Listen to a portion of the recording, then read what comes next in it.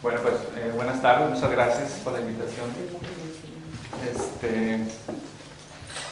El hecho, me dicen que hay mucha gente que se dedica a cuestiones de salud, entonces va a facilitar hacer más ágil la presentación y no quitarles mucho de su tiempo. Vamos a empezar. Pues tenemos que hablar de lo que es el sistema inmunológico. Y bueno, ustedes saben, como miembros de gente que sabe de salud, el sistema inmunológico, qué es lo que hace. Y es algo que lo tenemos ahí, como todo el mundo sabe, ¿no? Así como el corazón late sin parar y respiramos sin parar, el sistema inmunológico está ahí siempre. Día y noche cuidándonos. La siguiente. Y esa es su función. Funciona reconociendo lo extraño. Y cuando algo extraño es reconocido, la siguiente, pues responde y lo destruye. Y lo que sucede finalmente, la siguiente, es que hay un fenómeno de recuerdo y es lo que le llamamos memoria inmunológica. De tal forma que pues es como hacer un símil de lo que es una computadora, donde una computadora es más valiosa por más memoria que tenga. De tal forma que si hacemos esa similitud, pues somos más capaces, tenemos un valor agregado si tenemos mucha memoria inmunológica. Y eso tiene su historia. El doctor Paul Ehrlich, hace 100 años, se le considera que es el padre de la quimioterapia, así como de la inmunología, que comenzó a estudiar las células formes de la sangre, y él fue el que le puso a las células blancas leucocitos. Él identificaba que había unas células blancas en la sangre y se dedicó a estudiar con los recursos que existían hace 100 años, y bueno, le puso ese nombre a las células. Y fue el primero que nombró que teníamos un sistema de inmunovigilancia. Comenzó a decir que había células que ahora reconocemos como células NK y los macrófagos, como que había un sistema de orden, donde todo debería de estar en orden, y que el sistema que teníamos, a él le puso que era de inmunovigilancia. 50 años pasaron para que estos dos investigadores, pues con mayor tecnología, describieran a este sistema como un sistema de resistencia a los tumores. Y esto es reconocer que nuestro cuerpo tiene esa capacidad de resistir ante la presencia de un tumor. Hay un reporte muy interesante en la revista Nature del 2001, donde ellos refieren, se demuestra que tanto el interferón, que es una sustancia del sistema inmunológico, y los linfocitos previenen el desarrollo del tumor primario y configuran la inmunogenicidad del tumor. La siguiente. Esta es una gráfica que, bueno, es muy explícita, pienso yo, para entender la función del sistema inmunológico. Esta forma reticular, rojiza, amarillenta, es la piel, que es agredida por una astilla, y esa simple astilla es un intruso. Se activa la alarma del sistema inmunológico y las células comienzan a detectar al enemigo, ¿no? La siguiente. Y estas son las que están más cercanas y son las que comienzan a actuar más prontamente. La siguiente. Incluso en su periferia, este es el ejemplo de una vena donde van las células, los linfocitos. La siguiente. Y comienzan a haber eventos de diapéresis y quimiotaxis atravesando los poros de las venas, porque ya sabemos hace mucho tiempo que no son impermeables, ¿no? Entonces, esta célula va empezando a pasar, esta ya casi termina de pasar, y las demás están esperando para pasar y ya adherirse y destruir el extraño. La siguiente, este es otro ejemplo, también gráfico. Y finalmente, bueno, encontré esta imagen donde es, para mí, que es como una forma de demostrar lo que es el factor de transferencia, donde tenemos una célula madura que tiene información, y aquí tenemos una célula joven que la madura le está transfiriendo la información. Y el modelo de la naturaleza dentro de nosotros lo que hace es tener todo el sistema inmunológico la misma información, para que todos tengan la misma capacidad de respuesta a nivel global, ¿no? La siguiente es otro ejemplo gráfico. Y bueno, pues como soy oncólogo, esto es tratar de llevarlos de la mano, y pues no tanto de la mano, ustedes han de saber mucho de esto. La teoría del origen del cáncer, pues la más reconocida es que es monoclonal, o sea, de una clona es capaz de producirse un tumor y poner en peligro la vida de un paciente. Una célula benigna, que es agredida a través tanto de la dieta, del estrés, de toxinas, hormonas, la herencia, y aquí faltó los estados emocionales también, influyen sobre las células sanas, sobre los tejidos sanos, pero esas también influyen sobre el sistema inmunológico. La siguiente. y finalmente una célula se maligniza, y estas se duplican, y esta más, y así va en forma evolutiva, ¿no? Hasta formar un tumor y que es capaz de invadirnos y poner en peligro la vida de nosotros.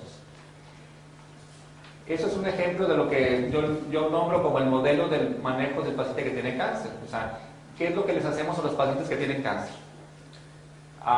Primero tenemos que definir el paciente oncológico, pues es aquel que tiene el sistema inmunológico bajo, por eso tiene cáncer.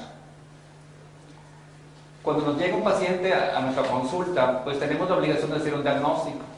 Por lo general lo hacemos a través de una biopsia, o quitamos un fragmento o todo el tejido para estudiarlo. Ya que tenemos el tipo de tumor, lo etapificamos. A grosso modo podemos decir que la etapa 1 y 2 son quirúrgicas. La etapa 3 se le da quimio neoadyuvante para rescatarlo y hacerlo quirúrgico. Y la etapa 4 pues es una enfermedad diseminada donde se intentan tratamientos de tratar de detener la velocidad de la enfermedad, pero a veces muy poco podemos hacer por ello. Cuando consideramos el grupo, este grupo que es mayor y es sometido a cirugía oncológica, pues la cirugía oncológica se caracteriza por ser de grandes resecciones, de tiempos anestésicos prolongados y de riesgo de sangrados importantes, que finalmente se traduce en disminución del sistema inmunológico. La siguiente. Ya cuando el reporte de patología de la cirugía, por lo general el paciente lo mandamos a quimioterapia. Si ese es el caso, pues también el sistema inmunológico es agredido. Si decidimos que la radioterapia le produce un beneficio, pues también el sistema inmunológico es agredido.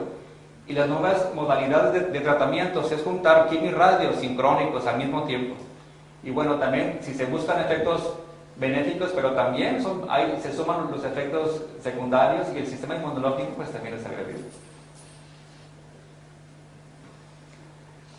Finalmente, pues uno, como haciendo una autocrítica de lo que hago, pues hay que ser honesto y decir, pues es cuestionando el modelo terapéutico, ¿no?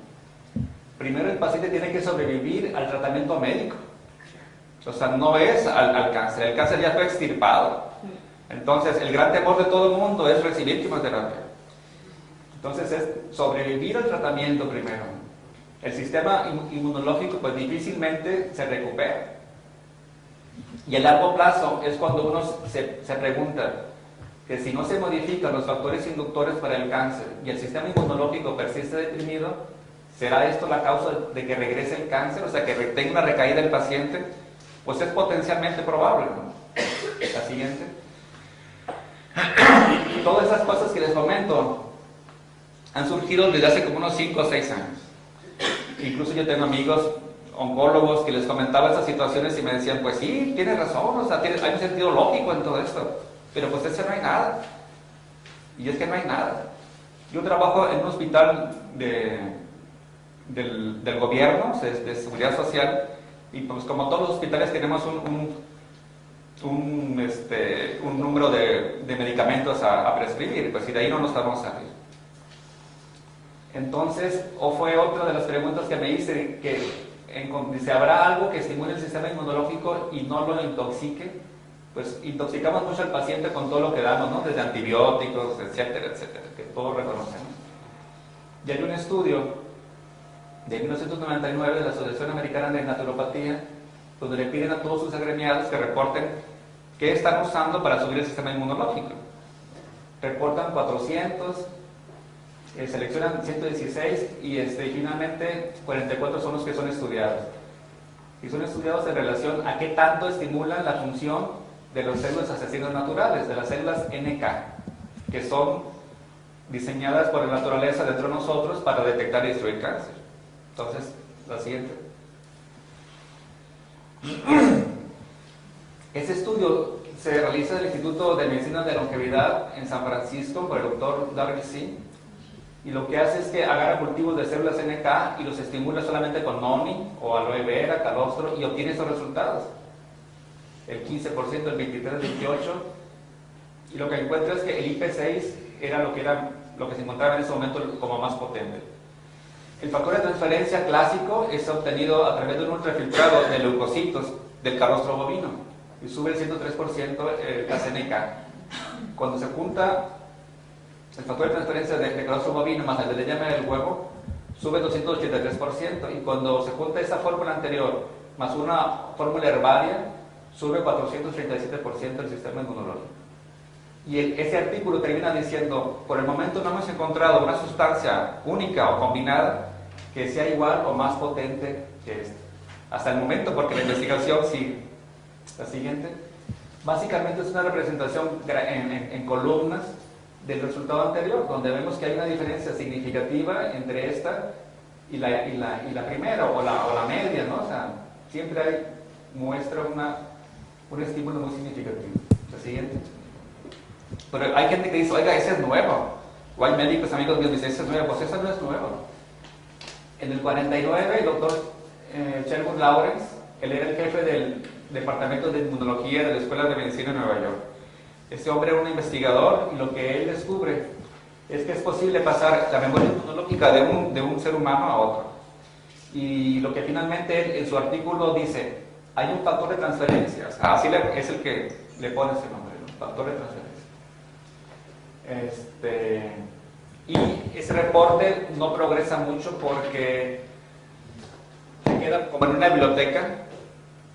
En el 49 justo estaba pasando la Segunda Guerra Mundial, no había muchos recursos económicos, la industria farmacéutica estaba más dedicada a producir antibióticos, y seguimos produciendo antibióticos de segunda, tercera y cuarta generación. Incluso en los 60 hay algunas personas que dicen que lo que descubrió Sherwood Lawrence no era cierto, ¿no? Que no era posible eso. Esta persona pues siempre tuvo sus seguidores. Incluso hay un mexicano que trabaja en el Instituto Politécnico Nacional, el doctor ya está retirado, donde hizo estudios inicialmente en herpes zóster, donde veía que la respuesta era en muy pocos días, y la característica más importante del tratamiento es que no dejaban neuritis posherpética, no dejaba con dolor después del herpes. Esa fue una gran diferencia. En los 80s, bueno, hay estudios donde dicen que se demuestra que el factor de transferencia es un común denominador entre los mamíferos. Esos estudios demuestran que el calostro materno, como en la primera imagen que vieron, era la idea de la imagen, el calostro materno es una fuente rica de factor de transferencia, de tal forma que la madre le transfiere su memoria inmunológica a su hijo, y eso le da la capacidad de sobrevivir en el medio ambiente donde la madre vive. Y bueno, hay estudios en el calostro de las vacas, y es lo mismo. Si un becerro no es amamantado por la vaca, el becerro muere por infección. Y es como diríamos, es un producto intercambiable, se puede intercambiar entre los mamíferos del planeta, y no produce rechazo ni alergia, ¿no? Porque es algo, pienso yo, que es parte de la evolución de los mamíferos en el planeta, donde podemos tenemos esa capacidad de intercambiar el factor de transferencia. Bueno, hay estudios también de que por vía oral no se inactiva ni por la saliva, ni por bilis, ni ácido gástrico. Y en el 95 hay un investigador que encuentra que la yema del huevo también es una fuente rica de factor de transferencia. Y es también observando la naturaleza. O sea, él decía, bueno, ¿por qué un pollo sobrevive en una granja? Algo ha de tener. Y encontró que la yema del huevo es una fuente rica de factor de transferencia. Hay gentes que yo me he encontrado que dicen, bueno, pues voy a comer muchos huevos, o voy a comer calostro de vacas, ¿no? Pero lo que se está haciendo es tener como un ultra concentrado, un ultra filtrado, donde no viene ni IgA, ni IgG, ni colesterol, ni vitamina D, ni otro complemento, sino es el puro concentrado de factor de transferencia. Finalmente, en el 97, se funda un laboratorio que se llama Forrest Research, que se dedica a estudiar los factores de transferencia. Y en el 2004, por parte de la Academia Rusa de Ciencias Médicas, este investigador hace unos estudios muy interesantes, y ese es a mí el que me hace como la contundencia para decidir utilizarlos. Lo que tenemos aquí es ejemplificar un cultivo de células NK, donde solamente son estimuladas con el factor de transferencia. Y en las 48 horas se observa que hay un aumento en el número de las NK, en forma muy significativa.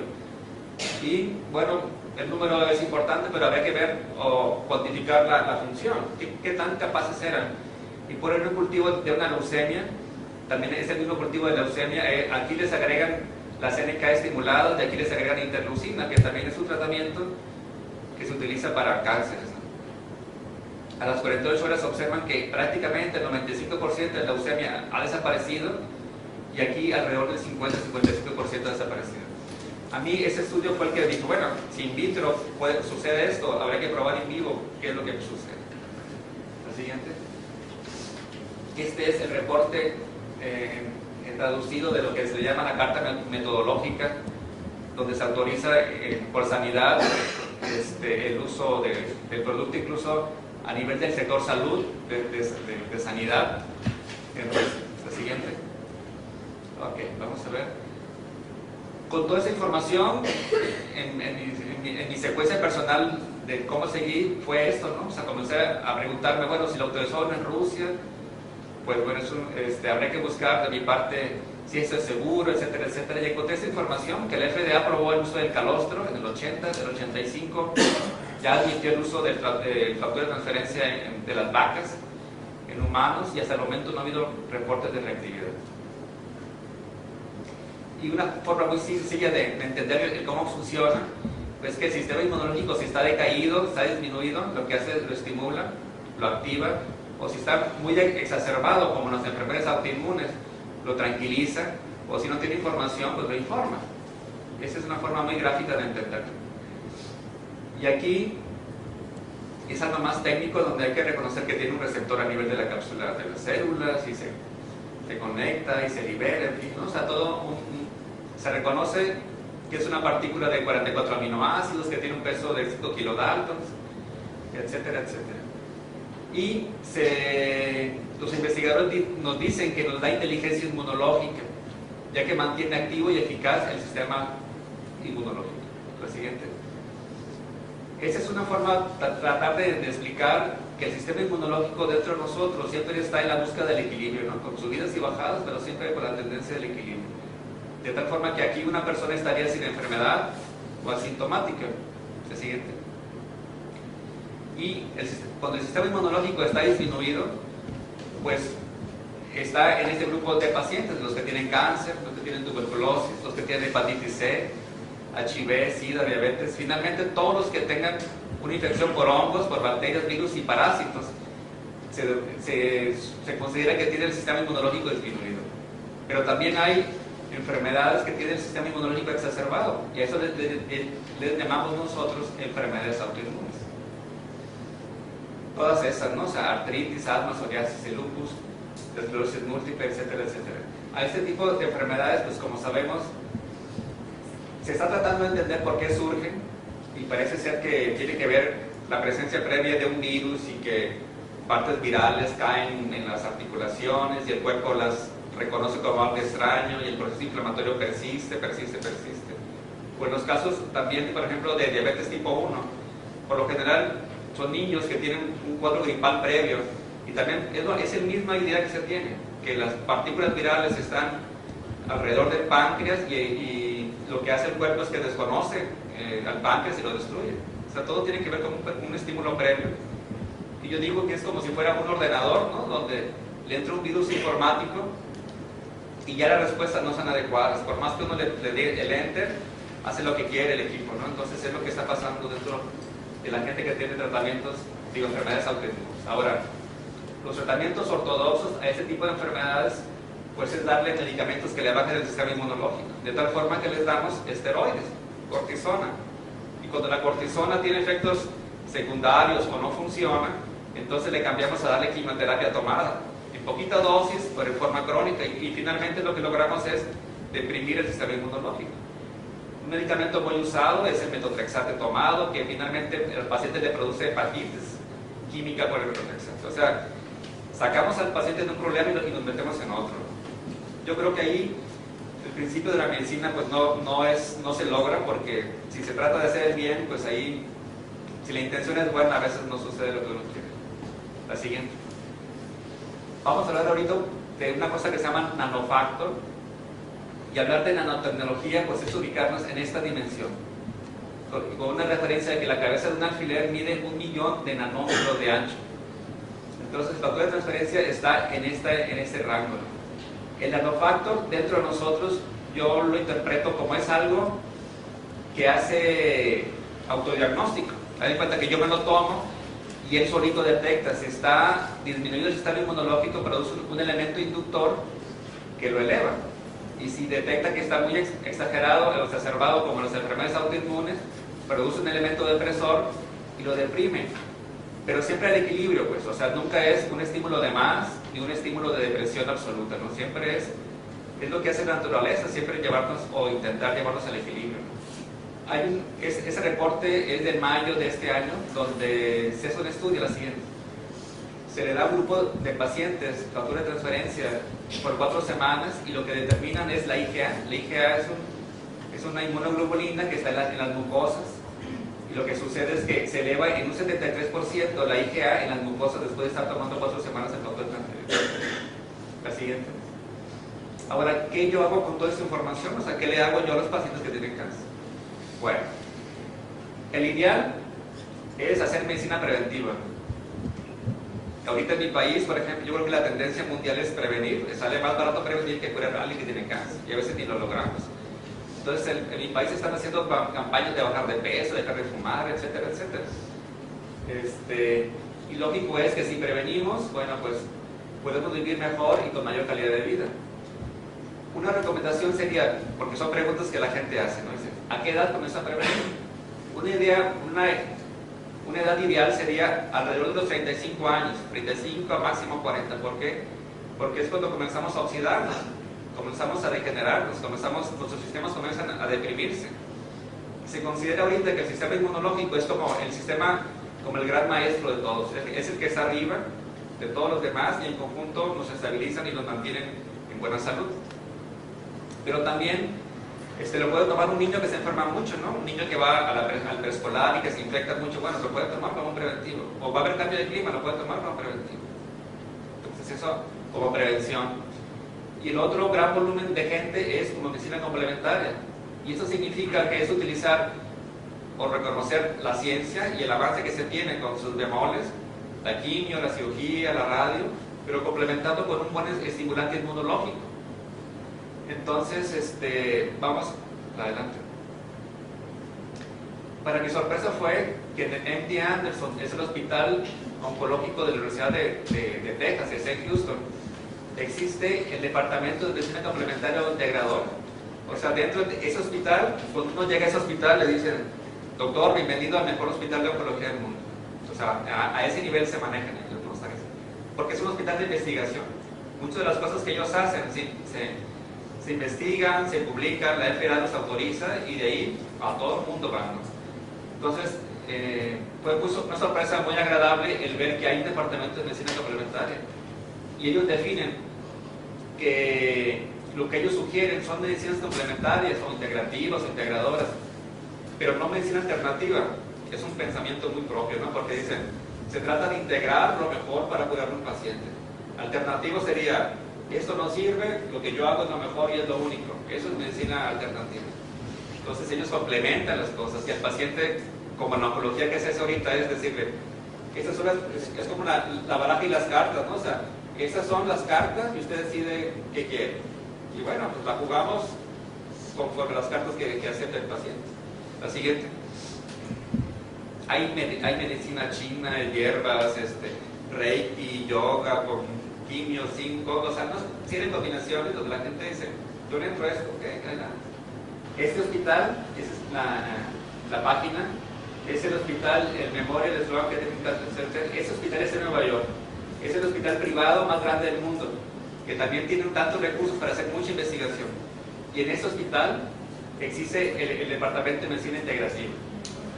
Y hay un grupo de muy poquita gente, pero bueno, ahí están abriendo una brecha muy importante de ofrecer cosas interesantes a los pacientes. A mí me sorprendió mucho cuando leí esta información. Había yo leído este artículo en el noviembre del año pasado, en el Journal de Oncología Clínica aparece este artículo, donde el doctor del grupo hace este artículo, esta investigación, donde a través de acupuntura reduce el dolor y la disfunción en cáncer de cabeza y cuello después de cirugía de cuello. Entonces, este resultado a mí, bueno, yo no hago acupuntura, pero me llamó mucho la atención porque una revista tan formal, tan seria, por decirlo también, o clásica, aceptó este artículo, y este artículo del doctor está haciendo diferencia en los pacientes, ¿no? O sea, porque tienen menos dolor y tienen menos disfunción utilizando acupuntura. O sea, se están abriendo poco a poco. Aquí tenemos algo que le decimos medicina paliativa. En oncología tenemos dos tipos de pacientes: los que potencialmente se pueden curar y los que sabemos que no se van a curar. Entonces, los que sabemos que no se van a curar, tratamos de darle eso, paliar, quitar dolor, dar calidad de vida, que el paciente coma, que duerma, que tenga sus excretos por vías normales. Pero también hay pacientes pues que los operamos, les damos quimio, radiación, y al tiempo recaen. Entonces les damos quimio de segunda línea, les damos sobredosis de radiación si es posible, o los rescatamos, o hacemos cirugía de limpieza, o sea, hacemos algo por el paciente. Después de esas posibilidades, bueno, el paciente recae. Y ya en estas etapas de la evolución, o el paciente entra a un protocolo de investigación, o sea, se pone como conejillo de indias, o no. O se va a su casa con narcóticos, y pues así le dicen, ¿sabe qué? Pues haga el testamento, que traigan la cura, que den la bendición, porque ya no hay que hacer. Y son momentos donde tanto el paciente como la familia pues se siente abandonados por los servicios médicos, ¿no? Como que ya, váyase de aquí, me está estorbando, o no me produce ingresos, o como le quieren ver. Entonces, ese tipo de pacientes, a mí me ha tocado ver pacientes que me piden que vaya a su casa, pues porque no es posible que vaya caminando el paciente. Y llego y acá encuentro una mesa así llena de medicamentos, 3 antibióticos, narcóticos, inyecciones, muchas cosas. Y el paciente está peor y peor, peor cada día. Entonces he decidido en ocasiones quitar, nada más dejarlo con apuro elemental, y de mi maletín saco el factor de transferencia y el Biovida. Entonces la gente así como que, doctor, y eso nada más, y vamos a intentarlo. Y he tenido respuestas que a mí me han sorprendido mucho, ¿no? Yo he tenido pacientes que el 50% del dolor desaparece, o la densidad de oxígeno también disminuye mucho. Había una paciente que tenía 8 litros de oxígeno por minuto, pues ya no le servía esa cantidad de oxígeno. En las 72 horas ya estaba a 3 litros o se quitaba el oxígeno. He observado que comienzan a comer o tienen miedo a dormirse porque se van a morir, entonces ya comienzan a dormir. Incluso una paciente tenía un tumor de la mama todo fungado, todo reventado con pus y fetidez, y decidí que se lavara como todos los días y se pusiera una cápsula de polvo sobre el seno. Y comenzamos a observar que a las 12 horas la secreción comenzó a bajar, la fetidez comenzó a bajar, la tenían en el cuarto del fondo de la casa, hasta con 5 frascos de esos que son desodorantes, para tratar de evitar el olor desde la putrefacción. Y comenzó a disminuir la putrefacción, la herida, la infección, etcétera, etcétera. Y la familia pues llega a veces a preguntarle a uno, doctor, pues mi tía, mi hermana, la prima está muy bien, o sea, se va a curar. Son casos donde la carga tumoral es extraordinariamente alta. Lo que uno logra es darle calidad de vida al paciente. Y no es raro que a veces a los días la familia me llama y me dice, bueno, pues mi papá falleció, pero le llaman para darle las gracias porque murió sin dolor, o murió tranquilo, o murió con calidad, pues, con dignidad, yo creo. Eso se le llama medicina paliativa. La verdad es que uno no quisiera seguir viendo pacientes aquí. Ojalá que todos brincáramos para acá, para prevenir. Y bueno, y aquí pues seguimos investigando cosas. Como cualquier cosa en medicina, yo digo que más que contraindicación, aquí sería como una advertencia o una sugerencia de tener cuidado. Porque el laboratorio dice que una contraindicación es en pacientes que son trasplantados. O sea, sabemos que cuando un paciente prácticamente sale del quirófano después de un trasplante de riñón, comienzan a darle inmunodepresores, medicamentos que deprimen el sistema inmunológico para que el cuerpo no rechace el órgano. Entonces aquí el temor sería subir tanto el sistema inmunológico que pudiera rechazarse el órgano trasplantado. Eso no hay contraindicación si tiene, por ejemplo, prótesis de mama o de cadera o tornillos, clavos, etcétera, etcétera. O sea, ahí no.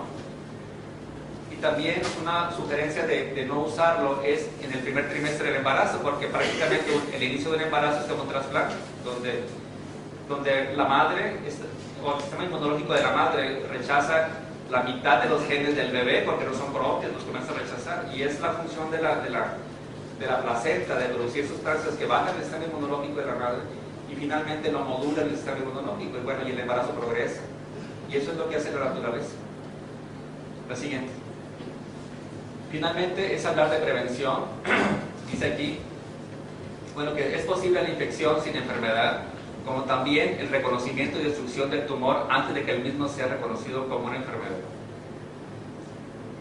Yo creo que todos por ahí, entre que hemos leído o han oído, dicen, todos tenemos cáncer, no en todos se desarrolla. Hay alguien que dice que entre 6 a 10 momentos en nuestra vida podemos tener cáncer. Son cálculos que han hecho. Y bueno, información, simplemente en la Wikipedia pueden buscar la siguiente. Cosas que los pueden ir dirigiendo y discerniendo y tener opiniones, la siguiente. Este folletín es un folleto que se distribuye prácticamente en todo el país, allá en México, y en febrero de este año llegó al consultorio y lo estaba hojeando porque tenía un paciente que tenía un sarcoma del corazón. Y dije, bueno, pues vamos a ver qué información hay. Y hojeando la revista, la siguiente, encontré ese artículo. Dice, el sistema inmune y terapia inmunomoduladora, por el doctor Gustavo Acosta Altamirano. Entonces, este extracto es lo que realmente compete a lo que es el factor de transferencia. Y habla aquí, dice que la capacidad inmunomoduladora de este procedimiento ha permitido aplicarlo de manera profiláctica o terapéutica en enfermedades de origen infeccioso, bacterianas, virales, parasitarias y fúngicas, así como en alergias, enfermedades autoinmunes y en deficiencias de la función de la inmunidad celular, y en problemas proliferativos como cáncer, Alzheimer, Parkinson y autismo, entre otras. En lo que respecta a SIDA, esa terapia es muy prometedora, ya que ha demostrado la inhibición de replicación viral. Ese doctor es una gente muy reconocida en mi país y está haciendo investigación acerca de SIDA y factor de transferencia. Y es uno de los 15 inmunólogos que hay en el país, o sea, mucha gente dedicada a eso, ¿no? Y les voy a presentar unos casos, unas experiencias que he tenido. Bueno, diría, bueno, pues esto no es un caso oncológico. Con el uso del factor de transferencia, ya no solamente oncológicos estoy viendo, no se me llegan gente que tiene infecciones urinarias, son referidos por conocidos, amistades o de niños, o sea, es un mundo de oportunidades de ayudar a la gente. Esa es una señora que se llama Sirina, ella tiene 80 años, tiene 30 años de ser diabética. En abril del año pasado tenía la estresa depositaria positiva 3 cruces, tenía proteínas en orina 30 miligramos, 20 y nitritos 30, en fin. Y tenía leucocitos, 1050 leucos en la orina. La siguiente, eso fue abril. En mayo seguía con la estresa 3 cruces, igual. Y es vista por un internista donde le da el Citrovac, o sea que le puso la señora, que es muy cuidadosa, dice por 15 días para la infección. La siguiente, en junio, bueno, hubo una respuesta, pero persiste, tiene 330 a 350 leucos por campo. La siguiente, en junio mismo, casi a finales de junio, tenía 250 leucos por campo, persistía el problema. Y decide la familia que el internista no pudo con el caso y deciden llevarla con un urólogo, que el doctor sabe mucho, es urólogo pediatra, urólogo de mujeres, de niños, de todo, ¿no? El 26 de junio la ve el doctor y le da Tabanic y le da azobentomilón, 2 antibióticos. Eso fue el 26 de junio. La siguiente, al día siguiente, pues el cuadro estaba igual. Bueno, tenía 2100 leucocitos. La hija de esa señora es abogado y ella es muy, así como si fuera un juez de hierro. Entonces comienza el tratamiento y le hace el examen. Sin decisión médica, ella le hace examen. La siguiente, el 7 de julio tenía 2250 leucos era casi punto que estaba tirando la señora.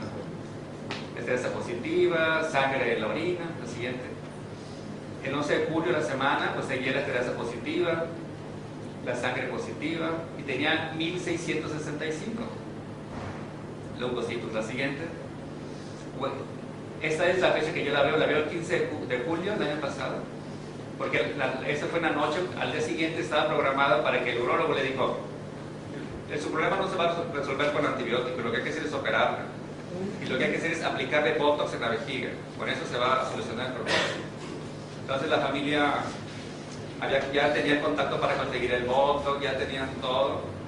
Y alguien le dijo, pues, ¿sabes qué? Busca al doctor González Moreno y a ver qué te puede ayudar con tu mamá.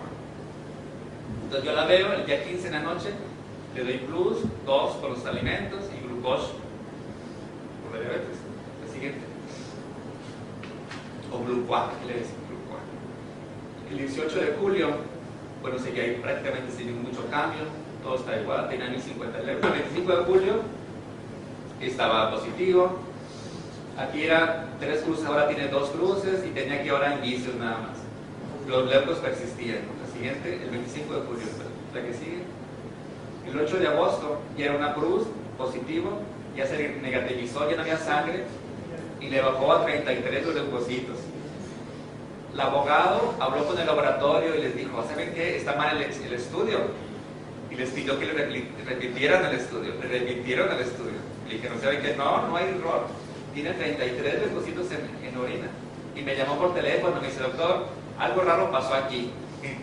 El laboratorio dice tanto. Y yo digo, pues qué bueno, no estaba muy contento. Y ella estaba con duda.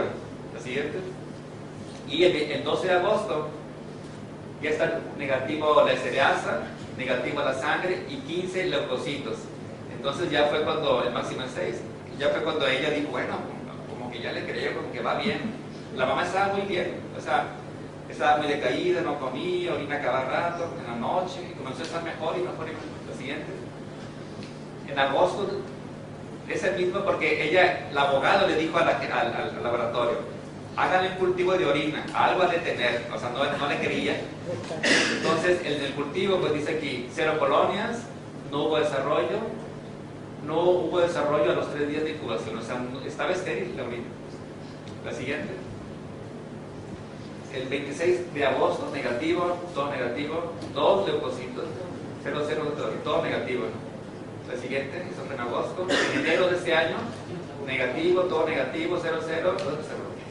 La siguiente, en marzo de este año, todo sigue negativo, tiene un tratamiento de mantenimiento ahí. La siguiente fue marzo, en mayo, todo sigue negativo. La siguiente. Este es el caso de una mujer de 47 años, que en el mes de mayo del año pasado, por un UCI, una colitis ulcerativa crónica en específica y rectorragia intensa, le mandan a hacer una endoscopía y le toman biopsias y el diagnóstico es de adenocarcinoma moderadamente diferenciado e infiltrante. La siguiente. Esa es la tomografía, aquí está la vejiga, el útero y el recto. El recto está ocupado por el tumor, o sea, no hay luz en el recto. La siguiente. Esa es una vista anteroposterior, donde vemos que el recto, todo está tomado el recto. Esa es la vejiga, ese es el útero y el tumor además sube a una parte del sigmoides también. Es una cosa enorme. La siguiente. Básicamente es la misma imagen, más extensa. Y esta paciente estaba siendo vista por oncología médica. Le comienza a dar oxiloplatino y también radioterapia con la finalidad de darle tratamiento preoperatorio. Era tanto el volumen tumoral que potencialmente iba a quedar enfermedad ahí. Entonces se decidió darle quimio-radio para achicar el tumor, facilitar la extracción y disminuir el riesgo de recaída. La siguiente. Se le dio 5.040 centigrados a toda la pelvis y me la envían después de la quimio-radio, ¿no? Yo me acuerdo muy bien que esa señora llegó pues muy debilitada, muy adelgazada, la traían 2 familiares cargándola prácticamente, tenía diarrea, sangrado, estado general, hiporexia y nada. Entonces, pues, le dije, ¿sabe qué? Así ni pensar operarla, hay que nutrirla, desinflamarla, mejorar sus condiciones generales y luego vamos bien. Entonces, después de como casi un mes y medio de manejo, mejoraron sus condiciones y le pido permiso de hacer un tacto rectal, porque en aquella ocasión pues, estaba muy lastimada. Le hago un tacto rectal y le encuentro que había como las yemas de los dedos, era lo que se tocaba como residual. La respuesta había sido buena. Le mando a hacer una endoscopía y bueno, y se confirma, ¿no?, que el cáncer persiste. Hablo con el endoscopista y le digo, yo creo que es muy poquito tumor el que tiene como para que le quitemos el recto y dejar una colostomía definitiva aquí. Yo le comentaba que ¿por qué no intentar hacer una mucosectomía? O sea, inyectar agua abajo de la mucosa para levantar el tumor y recortarlo ahí, en fin, una serie de cosas que yo les decía. Me dijo, pues es que eso no te lo he hecho. Bueno, pues júntate con otro endoscopista, inténtalo, yo les ayudo. Y en lugar de decir, ok, lo intentamos, pues era al contrario, no, y no quiero responsabilidades, etcétera, etcétera. Entonces, yo le dije a ella, ¿sabe qué? Tiene muy poquito tumor, yo le sugiero que tome factor de transferencia. Se va a tomar 9 cápsulas al día, va a tomar el Riovida. Pero una cápsula de las que le va a tocar al mediodía, va a agarrar esa cápsula, la va a abrir y la pone en 20 mililitros de agua, la diluye y la carga en una jeringa de 20. Y con unas ondas de Nelaton muy lubricadas se la pone como un enema de retención, que lo mantenga ahí lo más frecuente. Todos los días, ¿sí, doctor? ¿Cómo empezó? Eso fue el 17 de octubre. La siguiente. Entonces le hicimos una tomografía, no había tumor, aquí ya hay aire, cosa que no existía en otra imagen. Y lo que vemos aquí es gran fibrosis de la radiación. Pensamos operarla en diciembre y ella nos pidió que no lo operemos en diciembre. Nos como que dijo, denme chance, pasar las fiestas y en enero retomamos todo. Pero la señora iba mejorando mejor, estaba en mejores condiciones, comiendo más, muy activa. La siguiente. Y el 16 de febrero estaba programada para hacerle un abdominal perineal. Junto con otro cirujano yo le íbamos a operar y la dije 10 días antes quiero verla para revisar que todo es correcto, la sangre, en fin, y le hago otro tacto y no toco tumor.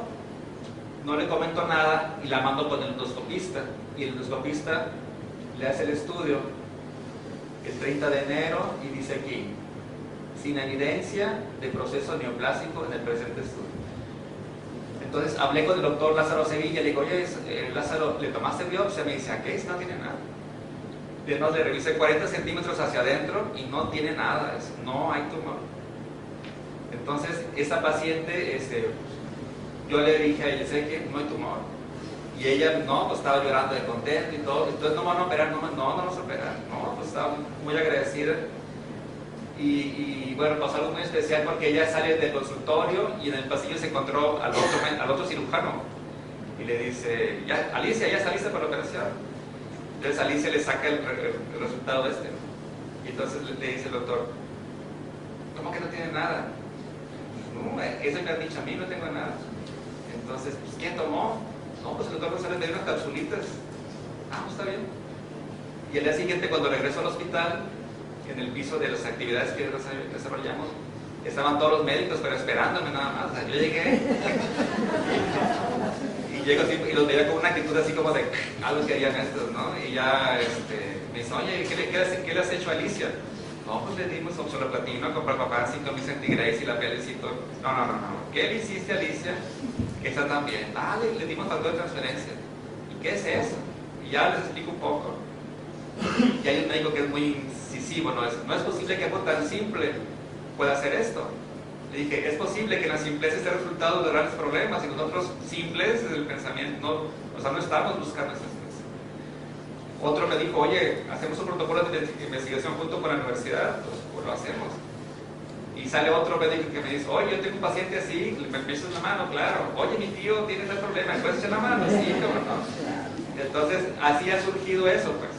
La cuestión es que, afortunadamente, no hubo necesidad de tener enfrentamientos de cosas complicadas, ¿no? O sea, el caso lo decía todo. Esa señora se reintegró a sus actividades laborales, o sea, está trabajando en algo. Vamos a pasar eso. Y en abril de este año se le hace una tomografía, no tengo las imágenes, pero bueno, aquí está el reporte, dice estudios dentro de parámetros normales. Lo firma el jefe de radiología. Y en agosto de este año le hacen otra endoscopía de control y sigue libre sin tumor. La señora sigue trabajando y en excelentes condiciones. La siguiente. Ese es el control donde hay más fibrosis de la radiación tardía, efectos tardíos de la radiación, pero sin otra cosa. Y sigue tomando el factor de transferencia. Ella me dijo, oiga, ¿lo dejo de tomar?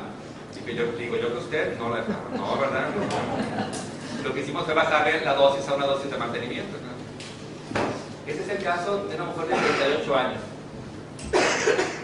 Esta mujer fue vista de forma muy superficial inicialmente, y se consideró que lo que tenía era un tumor, era una fístula perirectal. Entonces la manipulan, lo bueno que se les ocurre tomar una biopsia y lo que reportan es un tumor de células claras, dice, neoplasia maligna con patrón de células claras y papilas. Imagen sugerente de lesión metastásica. O sea, la doctora le hacía pensar que ese tumor venía de otro lado. Y luego aquí dice descartar riñón o ovario. Requiere inmunistoquímica. La siguiente. Aquí traté de rescatar la información de esos empates y se borró mucho. Pero es donde le hacen la inmunistoquímica en la Ciudad de México, del Hospital Inglés. La siguiente. La otra. Y aquí la otra final.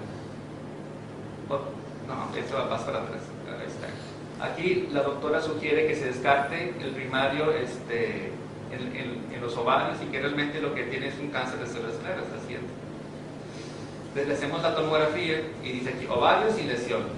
Presencia de ganglios aumentados de tamaño del lado derecho con algunos ganglios en la región inguinal del mismo lado. En la región perineal y medial del glúteo derecho se identifica lesión sólida de contornos irregulares que mide 8 por 4 centímetros. Dice probable sarcoma. Esta mujer tenía clínicamente un gran tumor que estaba en el glúteo derecho, pasaba a un lado del recto, infiltraba el periné, llegaba a los daños mayores y reventaba por la ingle. Es una cosa enorme. La siguiente. La siguiente. Entonces, el doctor de oncología médica le comienza a dar quimio, no funciona gran cosa. Yo le propongo darle radiaciones, porque el doctor de la quimio, cuando llegó la señora esta, me dijo, doctor, me mandaron con usted porque me van a dar quimio. Y el doctor me dijo que me vaya preparando psicológicamente porque me tiene que quitar la pierna, el glúteo y hacerme una colostomía. Y que ese va a ser el precio de estar vivo. Entonces, bueno, decidí empezar con la radiación, pero operatoria también era. La siguiente. Y aquí es un buen examen, es un mundo de información, pero el doctor dice pues, que están en malas condiciones, que las cosas no están bien, etcétera, etcétera. La siguiente. Y yo le propongo que tome foto de transferencia. ¿Sabe que le digo? Tome foto de transferencia, tome Río Vida, es otro producto también, y va a agarrar una cápsula igual, una cápsula, se lava por todos los días y se pone el polvito en medio. Bueno, pues empezó. Le quiero ver cada 10 días. Y cada 10 días el tumor iba bajando. Y cogiendo se lleva mejor y mejor. Pues iba tan bien que decidí darle una sobredosis de radiación porque el tumor era muy pequeño ya. La siguiente. Finalmente quedó una llaga, una abertura como de 5 por 2 centímetros. Era de fondo limpio, no había necrosis, no escurría realmente nada. Entonces le propuse que se hiciera un PET. Le dije, si tenemos evidencia que es el único sitio de enfermedad, la opero de aquí. Y si hay otro problema a distancia, pues habría que planear algo. Entonces, en el PET, aquí se ve que no hay nada en el resto del cuerpo, si eso es funcional. Y aquí es el periné, esa es la siguiente. Y aquí realmente se ve la lesión, ¿dónde está? Ese es el isquio, aquí se ve la lesión marca aquí y marca aquí. Okay. Entonces, la operamos, tratamos de quitar el mayor posible tejido, y la reconstruimos. Y ese es el reporte de patología. Dice el patólogo: piel y tejido fibrodiposo con fibrosis nodular intersticial cicatrizada, o sea que la herida iba cicatrizando, hemorragia antigua y cambios inflamatorios de tipo crónico reactivo. Bueno, esto es parte del proceso tanto de la agresión de la radio como del factor de transferencia. O sea, había muchas células inflamatorias focalizadas, asociado a un foco microscópico único, central, menor de 2 milímetros de tumor maligno de células claras, pleomórficas, con bordes quirúrgicos altamente sin lesión aparente. O sea, del gran tumor que tenía inicialmente le quedó un tumor menor de 2 milímetros de residuo. Esta paciente, eso fue en agosto del año pasado. Ella pues está viva, sin enfermedad, todos sus controles son negativos, y pues conserva la pierna, el glúteo, el recto, la vulva, o sea, todo, ¿no? O sea, ahí yo creo que cumplimos todo con lo que sería el ideal del manejo oncológico, ¿no? Conservar la vida, la función y hasta lo estético, aunque bueno, no es una parte que se exhiba, pero estéticamente quedó muy bien también. La siguiente. Y por último, este es un caso de una mujer que a finales de febrero llegó al hospital con una trombosis venosa profunda. Se hospitalizó y se manejó con angiología tal cual, ¿no? Con anticoagulantes, antibióticos, etc. Y buscando el porqué de la trombosis se encontró ese tumor. Es un tumor retroperitoneal muy grande. El proceso para que llegara con nosotros estuvo 3 semanas, la dieron de alta, sacaron citas, se pasó como 2 meses. Llegó conmigo y llegó en muy malas condiciones, no podía ni caminar, con mucho olor, sudorosa, se veía muy mal. Entonces se mandaron a hacer los exámenes preoperatorios, todo el protocolo preoperatorio. Y tenemos una amistad en común, entonces ella me expresó libremente, me dijo, oiga, ¿puedo tomar factor de transferencia? Le digo, valía la pena que lo tomara. Y cuando regresa para ya confirmar la cirugía, pues yo la veo caminando bien, o sea, caminaba derechita, sin dolor, llegó y se sentó. ¿Cómo se siente? Bueno, esa cosa le cayó muy bien, me siento muy bien. Perfecto. Entonces la operamos, pues esta lesión era irresecable, o sea, aquí se ve una sombra de la aorta. La cava, pues quién sabe dónde andará. Lo que hago es abrir, tomo unas muestras, ese es el riñón que ha sido luxado por el tumor. Le toman muestras, la patóloga me dice que es material suficiente para el diagnóstico y que ese tejido es compatible con un linfoma. Va a hematología, el hematólogo le pide inmunistoquímica y la mandan a un laboratorio que yo no conocía que es la inmunistoquímica. Y la inmunistoquímica dice que, pues, que no es concluyente. Entonces el hematólogo le comenta, ¿sabe qué, señora? Yo no puedo hacer tratamiento si no hay inmunistoquímica. Entonces la mando que le estudien los internistas, le dice. Para esto, pues, le digo, cualquier cosa, viene y me avisas, quiero estar pendiente de la evolución. Entonces yo retomo al paciente y la mando a oncología médica. Y me dice el oncólogo médico, no, hay que volver a operar, porque no hay diagnóstico. Híjole. Le tomamos un cacho como, no sé, una cosa así, y nos sangró casi como 1 litro, ¿no? Un sangradero terrible. Le digo, le voy a exponer la vida a la señora, solamente porque no se decide, no concluye en el diagnóstico. Entonces, a través de pedir favores, se mandó el estudio al Hospital Inglés en México. Y en ese proceso de que llegaba, le pedimos esa tomografía. Y ese es básicamente el mismo corte, donde vemos que aquí la sombra de la aorta ya más franca y la disminución del tumor en forma comparativa, ¿no? La siguiente. En la posterior donde vemos aquí, pues en marzo tenía este volumen tumoral y ahora en octubre tiene este volumen tumoral donde se ve francamente la aorta y la bifurcación de las ciliacas. La siguiente. Y ese es en la lateral, en marzo estaba así y ahora en octubre el tumor es así. El siguiente. Entonces aquí vemos cómo la aorta baja y está prácticamente sobre la cara anterosuperior del tumor, y la distancia de la cara posterior a la cara anterior de las vértebras pues es importante, y aquí pues está muy disminuido y el trayecto se ve francamente toda la aorta. Ahora en octubre. Finalmente se confirma que sí tiene un linfoma la señora. No hay duda, pues que es un linfoma. Entonces, de marzo a octubre, lo que ha sucedido es que ella ha tomado factor de transferencia y Rovida, no otra cosa. Y el tumor se redujo en un 30%. Ahorita está en quimio la señora. Cuando le dije, va a ir con el hematólogo con el papel para que le den quimio, porque usted potencialmente es curable. O sea, si el factor hizo todo esto, más quimio, se va a curar usted. La siguiente.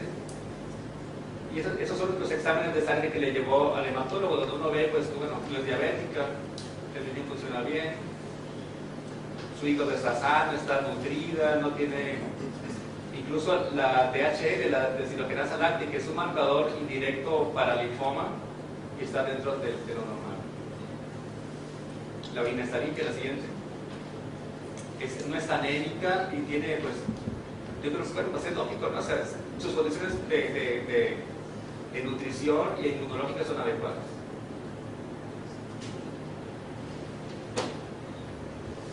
Y finalmente ese es el mensaje que les quiero dejar, que no pretendamos que las cosas cambien si siempre hacemos lo mismo.